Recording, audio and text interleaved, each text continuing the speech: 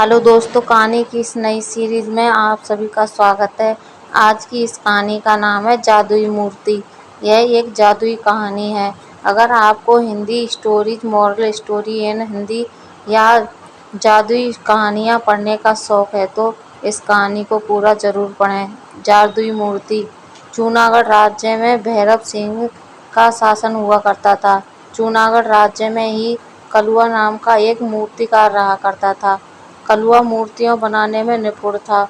उसकी बनाई हुई मूर्तियों के चर्चे दूर दूर के राज्यों तक फैले हुए थे। एक दिन कलुआ मूर्ति बनाने के लिए अपनी दुकान पर जा रहा था कि तभी उसका मित्र रास्ते में मिल गया। मित्र, आजकल देख रहा हूँ तुम मूर्तियाँ बनाने में तुम कुछ ज़्यादा ही व्यस्त चल रहे हो। कलुआ, तुम तो जानते ही हो मैं सारा दिन मेहनत से मूर्तियाँ बनाता हूँ, मगर मेरी बनाई हुई मूर्ति एक थी। मित्र, तुम्हारे हाथ की बनाई हुई मूर्तियाँ भी जरूर बिकेंगी, बस तुम्हें थोड़ी सी मेहनत करने की ज़रूरत है। तुम्हें अपनी बनाई हुई मूर्तियों के रंगों पर ध्यान देना चाहिए। तुम्हारी कारीगरी तो अच्छी है, बस तुम रंगों पर थोड़ा सा ध्यान दे दो तो तुम्हारी बनाई हुई मूर्तियाँ भी कमाल की बन जाएंगी। कलुआ, शायद तुम बिल्कुल सही कह रहे हो। अब से मैं और ज़्यादा मेहनत करूँगा और तुम्हारे बताए हुए अनुसार रंगों पर ध्यान केंद्रित करूँगा। मित्र, ये हुई ना बात, और फिर मैं तो तुम्हारी मदद के लिए हमेशा तैयार ही रहता हूँ। कलुआ, ठीक है बिलुआ, अब मैं चलता हूँ। इतना कहकर कलुआ अपनी दुकान पर चला गया। कई महीने ऐसे ही बीत गए। एक दिन भैरव सिंह के सैनिक कलुआ की दुकान पर आकर रुक गए। सैनिक, क्या तुम्हारा ही नाम कलुआ है? कलुआ, जी मेरा ही नाम कलुआ है। सैनिक, हमारे महाराज भैरव सिंह अक्सर आम आदमी का भेष बदलकर अपनी प्रजा का हालचाल मालूम करते रहते हैं। एक दिन राजा की नज़र तुम्हारी बनाई हुई मूर्तियों पर पड़ी, जो उन्हें बहुत पसंद आई। कुछ दिनों बाद भैरव सिंह अपने राज्य में एक बहुत बड़ा समारोह करवाने वाले हैं। तुम्हें भैरव सिंह के लिए एक ऐसी मूर्ति बनाकर तैयार करनी होगी जो बिल्कुल इंसानों जैसी लगे। याद रखना, मूर्ति एक सुंदर युवती की होनी चाहिए। तुम ऐसी सुंदर युवती की मूर्ति बनाकर तैयार करोगे जिसे देखकर समारोह में आए अन्य राजाओं का मुंह फटा के फटा रह जाए। ये जूनागढ़ के राज्य की शान का सवाल है। कलुआ, लेकिन भैरव सिंह सभा में मूर्ति क्यों रखवाना चाहता है? सैनिक, उस समारोह में निशानेबाजी का कार्यक्रम भी होगा। उस मूर्ति के सिर पर एक सेब रखा जाएगा और उस पर दूर से कोई एक राजा निशाना लगाएगा। जिसका तीर सटीक लगेगा वो राजा विजय घोषित होगा। भैरव सिंह को विश्वास है कि अन्य राजाओं के राजा मूर्ति की सुंदरता में खो जाएंगे और अपने निशाने से भटक जाएंगे और भैरव सिंह ही विजय हो गए। इतना कहकर सैनिक वहां से चला गया। सैनिक के जाने के बाद बिलुआ कलुआ की दुकान पर आ गया। बिलुआ, सब कुशल मंगल तो है कलुआ? सैनिक तुम्हारी दुकान पर क्या करने आए थे? कहीं तुम्हें बंदी बनाने तो नहीं आए? कलुआ, अरे नहीं नहीं बिलुआ, मेहनत सफल हो गई। सैनिकों ने मुझे बताया है कि भैरव सिंह अक्सर अपना वेश बदलकर प्रजा का हाल चाल लेने आते हैं। एक दिन भैरव सिंह की नज़र मेरी बनाई मूर्ति पर पड़ी, जो उन्हें बहुत पसंद आई। भैरव सिंह महल में एक समारोह करवाने वाले हैं और उन्होंने उस समारोह के लिए एक सुंदर युवती की मूर्ति बनाने का आदेश मुझे दिया है। कलुआ, लगता है अब मेरे दिन बदलने वाले हैं। बिलुआ, ये तो तुमने बिल्कुल सही कहा कलुआ। मगर अंदर ही अंदर कलुआ की सफलता देखकर बिलुआ जल भुन रहा था। कलुआ उस दिन के बाद पूरी मेहनत और लगन से मूर्ति बनाने के कार्य में लग गया। वह रात रात भर काम करता रहता था। कुछ ही दिनों में कलुआ ने एक बहुत सुंदर दिखने वाली युवती की मूर्ति तैयार करके खड़ी कर दी। बिलुआ, वाह कलुआ, तुमने तो बिल्कुल असली युवती जैसी मूर्ति बनाकर तैयार कर दी। इसे देखकर कोई भी इंसान धोखा खा सकता है। कलुआ, ये मूर्ति तुम्हें तो पसंद आई है बिलुआ, लेकिन ये भैरव सिंह को भी पसंद आनी चाहिए। अगर उन्हें ये मूर्ति पसंद आ गई तब मैं अपनी कारीगरी को सफल मानूंगा। कलुआ, बिलुआ, क्या तुम इस मूर्ति को अपनी दुकान पर रख सकते हो? आजकल राज्य में चोर बहुत घूम रहे हैं और मुझे सबसे ज़्यादा विश्वास तुम पर है। बिलुआ ने उस मूर्ति को अपनी दुकान पर ले जाकर रख दी।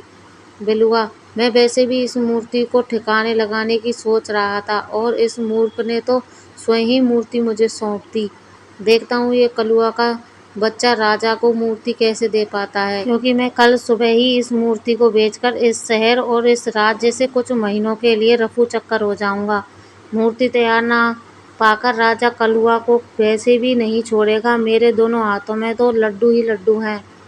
अगली सुबह जब कलुआ बिलुआ की दुकान पर गया तो उसे पता लगा कि बिलुआ मूर्ति बेचकर इस राज्य से चला गया है। कलुआ बुरी तरह से घबरा गया। कलुआ, अब क्या होगा? राजा के सैनिक जब मूर्ति लेने आएंगे, अगर उन्हें मूर्ति तैयार नहीं मिली तो राजा बुरी तरह से क्रोधित हो जाएंगे और मैं इतनी जल्दी मूर्ति भी तैयार नहीं कर सकता। मैं एक काम करता हूँ, इस राज्य से भाग जाता हूँ, नहीं तो राजा मुझे मार डालेगा।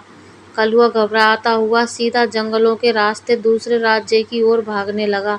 तभी उसके कानों में बहुत से सैनिकों के घोड़ों की टापों की आवाजें टकराईं। कलुआ के दौड़ते हुए कदम अचानक रुक गए। कलुआ, ये तो सैनिकों के घोड़ों की आवाज है। कहीं ऐसा तो नहीं कि सैनिक मेरे पीछे मेरी दुकान पर सुबह ही आ गए हों और मेरे पीछे लग गए हों? हे ईश्वर, अब क्या होगा? कलुआ घने पेड़ों के पीछे छुप गया। कुछ ही देर बाद बहुत से सैनिक वहां से निकलते हुए चले गए। कलुआ वहां से जाने ही वाला था कि तभी उसके कानों में किसी स्त्री के टकराने का स्वर टकराया। कलुआ ने देखा कि एक युवती घायल अवस्था में पेड़ के नीचे लेटी हुई थी। कलुआ दौड़ता हुआ उस घायल युवती के पास पहुंच गया। कलुआ, कौन हो तुम? युवती, मैं तुम्हें नहीं बता सकती कि मैं कौन हूँ। मैं बस तुम्हें इतना बताना चाहती हूँ कि तुम इसकी रक्षा करना, इसे अपने घर ले जाओ। इसे किसी भी तरह से राजा के हाथ मत लगने देना, नहीं तो अनर्थ हो जाएगा। कलुआ, तुम किसकी रक्षा की बात कर रही हो? यहाँ तो मेरे और तुम्हारे अलावा कोई भी नहीं है। युवती ने एक पेड़ की ओर इशारा करके कहा, मैं उस मूर्ति की बात कर रही हूँ। कलुआ ने जैसे ही देखा, उसकी आंखों के सामने एक बेहद सुंदर युवती काले वस्त्र पहने खड़ी थी। कलुआ, वह तो इंसान है, कोई मूर्ति नहीं। युवती, नहीं, ये मूर्ति है। तुम जल्दी से इसे अपने घर ले जाओ। कलुआ, लेकिन तुम तो बुरी तरह से घायल हो। युवती, मेरी चिंता मत करो, तुम बस इसे ले जाओ और वचन दो कि तुम इस मूर्ति की रक्षा करोगे और इसके बारे में किसी को नहीं बताओगे। कलुआ, ठीक है, मैं तुम्हें वचन देता हूँ कि इस मूर्ति की रक्षा करूँगा। कलुआ ने इतना कहा ही था कि वह युवती बेहोश हो गई। कलुआ उस मूर्ति को लेकर घर चला आया। कलुआ, आज रात इस मूर्ति को अपने घर पर ही रख लेता हूँ। सुबह होते ही इस मूर्ति को लेकर इस राज्य को छोड़कर चला जाऊंगा। कलुआ ने इतना कहा ही था कि तभी उसके कानों में किसी स्त्री का मधुर स्वर टकराया। स्त्री, तुम्हें भागने की कोई जरूरत नहीं है, भागना तो कायरता होती है। स्त्री का मधुर स्वर सुनकर कलुआ चौंककर इधर उधर देखने लगा। कलुआ, एक बार मुझे ऐसा लगा जैसे कि इस मूर्ति ने मुझसे बात की हो। लगता है मैं भी पागल हो गया हूँ। भला मूर्ति क्या बात करती है? कलुआ उस मूर्ति को निहारते हुए सो गया। अगली सुबह कलुआ ने उस मूर्ति को देखकर बोला, कलुआ, तुम तो बिल्कुल इंसान जैसी मालूम पड़ती हो। मेरी उम्र 24 वर्ष की हो चुकी है, मगर मुझे अभी तक विवाह के लिए कोई भी स्त्री पसंद नहीं आई। अगर तुम इंसान होती तो मैं तुमसे ही विवाह करता। सच तो यह है कि पहली ही नज़र में मुझे तुम्हें देखकर प्रेम हो गया है। मूर्ति, मुझे भी तुमसे प्रेम हो गया है। कलुआ, अरे फिर से वह स्त्री का स्वर, लेकिन मेरे अलावा तो यहाँ पर और कोई मौजूद ही नहीं है। तभी कलुआ का दरवाज़ा कोई चोर जोर जोर से पीटने लगा। कलुआ ने जैसे ही दरवाज़ा खोला, बाहर खड़ा बिलुआ तुरंत घर के अंदर घुस आया और उस मूर्ति को हैरत भरी नज़रों से देखने लगा। कलुआ, तुम यहाँ पर क्यों आए हो?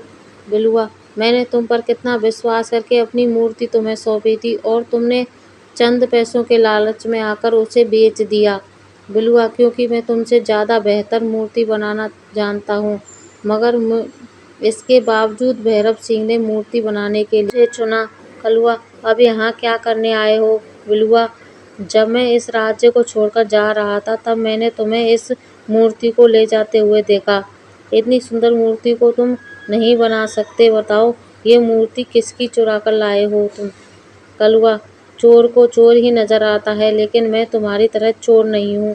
सीधी तरह से यहाँ से दफा हो जाओ। बिलुआ, दफा तो मैं हो ही जाऊंगा कलुआ, लेकिन इस मूर्ति को ले जाकर। कलुआ, ये मूर्ति मेरी नहीं है बिलुआ, इसलिए मैं इसे तुम्हें नहीं ले जाने दूंगा। बिलुआ, मैं जानता हूँ ये मूर्ति तुम्हारी नहीं है। सीधी तरह से ये मूर्ति मुझे दे दो कलुआ, नहीं तो मैं सैनिकों को ये बताऊंगा कि तुमने लालच में आकर राजा के साथ विश्वासघात किया है। इतना कहकर बिलुआ मूर्ति की तरफ जैसे ही गया, अचानक से उस मूर्ति की आंखों से रंग बिरंगी किरणें निकलने लगीं और देखते ही देखते बिलुआ के शरीर में आग लग गई और वो वहीं पर मर गया। यह देखकर कलुआ के हाथ पैर फूल गए। तभी कलुआ का दरवाजा कोई पीटने लगा। कलुआ ने जैसे ही दरवाजा खोला, सामने राजा के सैनिक खड़े थे। सैनिक, क्या तुमने मूर्ति बना दी कलुआ? कल समारोह प्रारंभ होने वाला है, तुम्हें इसी समय वो मूर्ति हमारे साथ राजमहल लेकर चलना है। कलुआ, मैं क्षमा चाहता हूँ। राजा के आदेश पर मैंने एक सुंदर युवती की मूर्ति बनाकर तैयार की थी, लेकिन बिलुआ उसे बेचकर भाग गया। सैनिक, झूठ बोलते हो तुम। मैं तुम्हारी दुकान पर गया हूँ। तुम्हारे दोस्त बिलुआ ने बताया कि तुमने उस सुंदर मूर्ति को लालच में आकर किसी दूसरे राज्य में बेच दिया। तुम्हें इसका दंड मिलेगा। और तुमने अपने दोस्त बिलुआ को भी मार डाला। कलुआ, बिलुआ झूठ बोल रहा था और मैंने बिलुआ को नहीं मारा। सैनिक, लेकिन सच तो तुम भी नहीं बोल रहे कलुआ। मूर्ति तो मेरे सामने खड़ी है। कलुआ, मैं इस मूर्ति को आप लोगों को नहीं ले जाने दूंगा। ये मूर्ति मेरी बनाई हुई नहीं है। सैनिक, किसी की भी बनाई हुई हो, इससे क्या फर्क पड़ता है? फिलहाल तो ये राजमहल की शोभा बनेगी। अगर ये मूर्ति तुमने नहीं बनाई कलुआ, तो मेरा दावा है कि इतनी सुंदर मूर्ति तुम भी नहीं बना सकते थे। कलुआ, मैं इस मूर्ति को आपको नहीं ले जाने दूंगा। सैनिक, तुम्हारा दिमाग तो ठीक है कलुआ। कल समारोह शुरू होने वाला है, राजा को अपमानित करवाओगे क्या? बोलकर उसने मूर्ति को उठाने का आदेश दिया, मगर कलुआ जिद पर अड़ गया। सैनिक, गिरफ्तार कर लो इस कलुआ को। इसने 2 अपराध किए हैं। एक तो भैरव सिंह के लिए बनाई हुई मूर्ति लालच में आकर बेच दी और दूसरा अपराध, इसने अपनी ही दोस्त को जान से मार दिया। सैनिकों ने कलुआ को भी गिरफ्तार कर लिया। वह कलुआ और उस मूर्ति को राजमहल में अंदर लेकर चले गए। मूर्ति को देखकर राजा का मुंह हैरत से फटा के फटा रह गया। राजा, तुमने कलुआ को गिरफ्तार करके क्यों रखा हुआ है? इसने तो बहुत सुंदर मूर्ति बनाई है। सैनिक, इसका दावा है कि ये मूर्ति उसने नहीं बनाई और ये इस मूर्ति को देने में आनाकानी कर रहा था, और तो और इसने मित्र को भी जान से मार डाला। कलुआ, मैंने अपने दोस्त की जान नहीं ली। राजा के कहने पर सैनिकों ने उसके हाथ से रस्सियां खोल दी और उसे आज़ाद कर दिया। राजा, तुम इस मूर्ति को देने में आनाकानी क्यों कर रहे थे कलुआ? क्या तुम्हें अपने राज्य पर विश्वास नहीं? क्या तुम्हें ऐसा लगता है कि मैं तुम्हें उसकी कीमत नहीं दूंगा? मैं तुम्हें इस मूर्ति के बदले इतना सोना दूंगा कि तुम्हारी 7 पुश्तें बैठकर खाएंगी। कलुआ, मुझे अब कभी धन का लालच नहीं रहा महाराज, लेकिन यह मूर्ति मेरी नहीं किसी की अमानत है और मैंने उसे वचन दिया है कि इस मूर्ति की मैं रक्षा करूंगा। राजा, रक्षा इंसानों की जाती है, मूर्तियों की नहीं। और तुम्हें अपने दोस्त की हत्या करने की जुर्म में दंड मिलेगा।